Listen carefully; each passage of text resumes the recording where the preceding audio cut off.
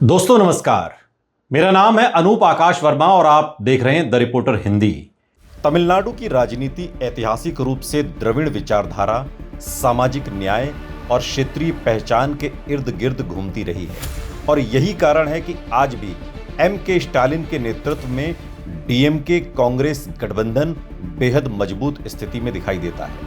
हालिया सर्वे में इस गठबंधन को स्पष्ट बहुमत से काफी आगे दिखाया गया है, जिसके पीछे कई गहरे सामाजिक, राजनीतिक और संगठनात्मक कारण हैं। सबसे पहला कारण है डीएमके का मजबूत जमीनी नेटवर्क, जो दशकों से पंचायत स्तर तक सक्रिय है। पार्टी ने न सिर्फ ग्रामीण इलाकों में अपनी पकड़ बनाए रखी है, बल्कि शहरी मध्यम वर्ग और युवाओं के बीच भी अपनी विश्वसनीयता कायम की है। स्टालिन की सरकार ने शिक्षा, स्वास्थ्य, महिला कल्याण और सामाजिक सुरक्षा योजनाओं पर लगातार काम किया है, जैसे मुफ्त बस यात्रा, पब्लिक हेल्थ इंफ्रास्ट्रक्चर और स्कूल सुधार, जिससे सीधे तौर पर जनता को लाभ मिला है और एंटी इनकम्बेंसी काफी हद तक कम हो गई है। डीएमके की ताकत का दूसरा बड़ा आधार उसकी वैचारिक स्पष्टता है।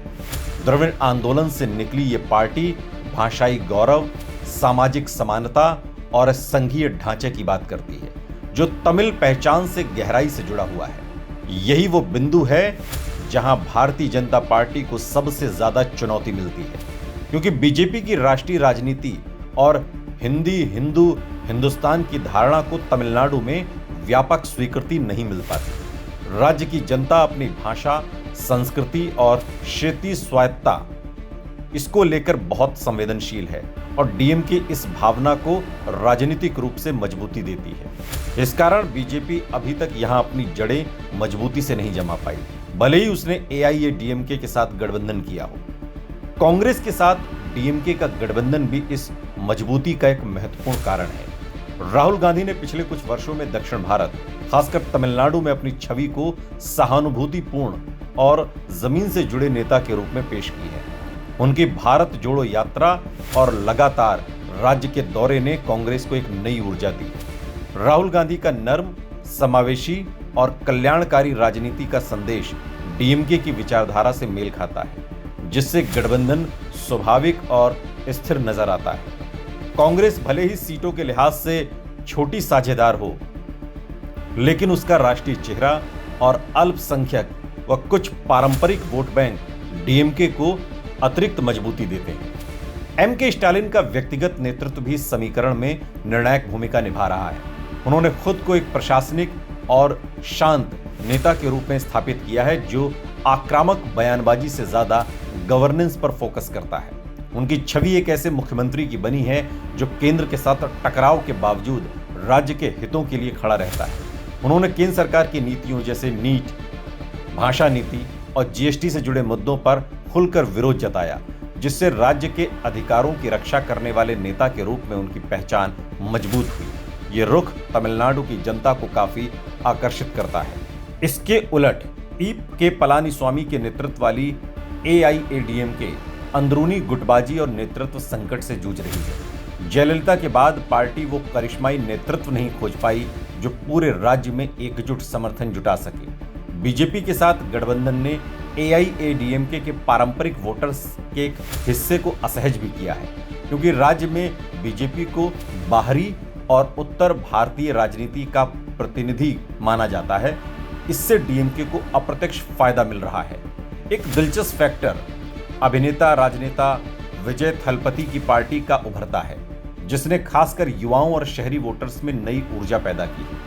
हालांकि अभी उनकी पार्टी सीटों के लिहाज से सीमित नजर आती है, लेकिन उनका वोट शेयर ये दिखाता है कि भविष्य में वो एक महत्वपूर्ण खिलाड़ी बन सकते हैं।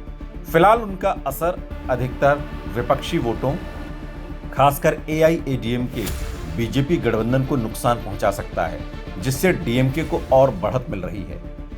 बीजेपी के तमिलनाडु में सीमित प्रभाव के पीछे एक और कारण उसका स्थानीय नेतृत्व और संगठनात्मक ढांचा भी है। पार्टी ने हाल के वर्षों में अपनी उपस्थिति बढ़ाने की कोशिश जरूर की है, लेकिन वो अभी भी राज्य के सामाजिक समीकरण जैसे द्रविड़ बनाम ब्राह्मण, ओबीसी दलित गठजोड़ और क्षेत्रीय पहचान को पूरी तरह साथ नहीं ला पाई है। इसके अलावा केंद्र और राज्य के बीच राजनीतिक टकराव भी बीजेपी के लिए नुकसानदायक साबित होता है, क्योंकि डीएमके इसे राज्य के अधिकारों बनाम केंद्र का हस्तक्षेप के रूप में पेश करती है। वोट प्रतिशत के लिहाज से भी डीएमके गठबंधन की बढ़त साफ दिखाई दे रही है। लगभग 40% से अधिक वोट शेयर के साथ ये गठबंधन एक व्यापक सामाजिक गठजोड़ को दर्शाता है, जिसमें ओबीसी, दलित, अल्पसंख्यक और शहरी गरीब शामिल हैं। इसके मुकाबले एआईएडीएमके बीजेपी गठबंधन का वोट शेयर कम और सीमित वर्गों तक सिमटा हुआ नजर आता है।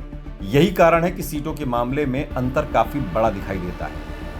कुल मिलाकर तमिलनाडु में डीएमके कांग्रेस गठबंधन की मजबूती केवल चुनावी आंकड़ों का परिणाम नहीं, बल्कि ये गहरे सामाजिक राजनीतिक ढांचे, मजबूत नेतृत्व, प्रभावी कल्याणकारी नीतियों और क्षेत्रीय पहचान की राजनीति का सम्मिलित असर है। राहुल गांधी का समर्थन और स्टालिन की स्थिर सरकार इस गठबंधन को और विश्वसनीय बनाते हैं, जबकि बीजेपी अभी भी राज्य की राजनीति और सांस्कृतिक जटिलताओं को पूरी तरह समझने और उसमें फिट होने की प्रक्रिया में है। यही कारण है कि मौजूदा परिस्थितियों में डीएमके गठबंधन एक बार फिर बम्पर जीत की ओर बढ़ता हुआ दिखाई देता है। हालांकि भविष्य में विजय थलपति जैसे नए चेहरों की एंट्री इस समीकरण को और दिलचस्प जरूर बना सकती है।